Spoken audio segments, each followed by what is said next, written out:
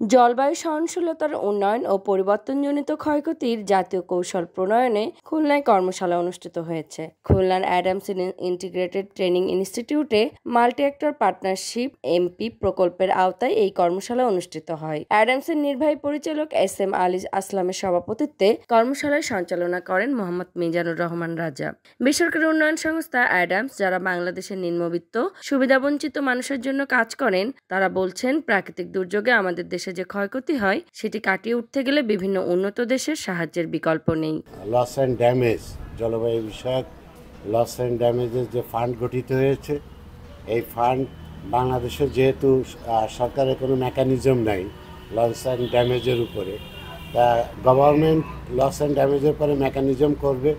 আমাদের এই কার্যক্রম হলো সরকারকে সহযোগিতা করা এবং যাতে এই লস অ্যান্ড ড্যামেজের ফান্ড যাতে আমরা অ্যাভেইল করতে পারি।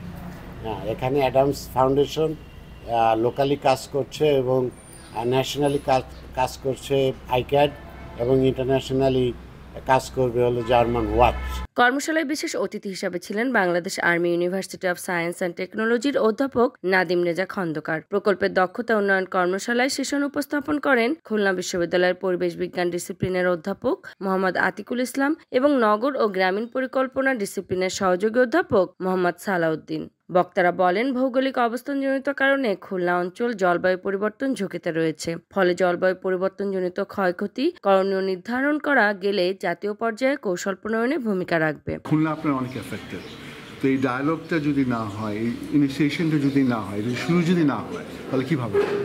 তো এটা যে আরম্ভ করছে, এটা একটা হিউজ ফ্যাক্টর। তাতে হচ্ছে কি, সব স্টেক হোল্ডার যারা, পুলিশ, ফায়ার সার্ভিস, ইউনিভার্সিটি, আমরা আর্মি ইউনিভার্সিটি থেকে আসলাম, এটা যদি সংযোগ করে আমরা সলিউশনগুলো বার করতে পারবো। খুলনা রিজিয়নে আমাদের ক্লাইমেট চেঞ্জের ইম্প্যাক্টটা অনেক মারাত্মক। সয়েল স্যালিনিটি আছে এবং একই সাথে স্টর্ম সার্জ, জলোচ্ছ্বাসের আছে এবং স্যালিনিটির কারণে আমাদের এগ্রিকালচার লস হচ্ছে। তো এইটা আমাদের একটু কমানোর জন্য যেটা হতে পারে যে কিছু আমাদের সায়েন্টিফিক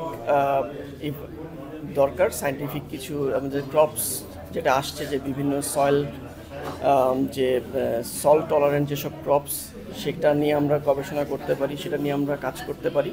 খুলনাতে শুধু না, পুরো বাংলাদেশে যদি আমরা বলি, খুলনাতেও একই সমস্যা। যেমন আমাদের এখন অনেক বেশি এক্সট্রিম হিট আমরা দেখতে পাচ্ছি, আমাদের অনেক বেশি বৃষ্টিপাত, যেটা আমরা বলি যে অনেক বেশি বৃষ্টিপাত। ড্রেনেজ প্রবলেমটা অনেক বেশি, ড্রেন হচ্ছে কিন্তু আমরা দেখতেছি জলাবদ্ধতা কিন্তু কমে নেই, ড্রেনের কাজ চলতেছে।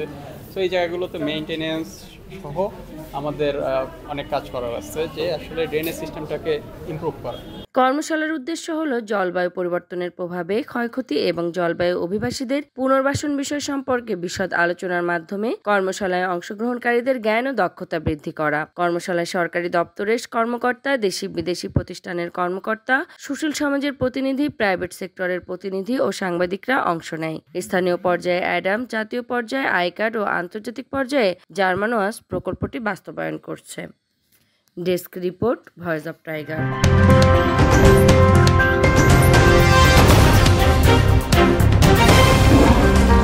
Voice of Tiger.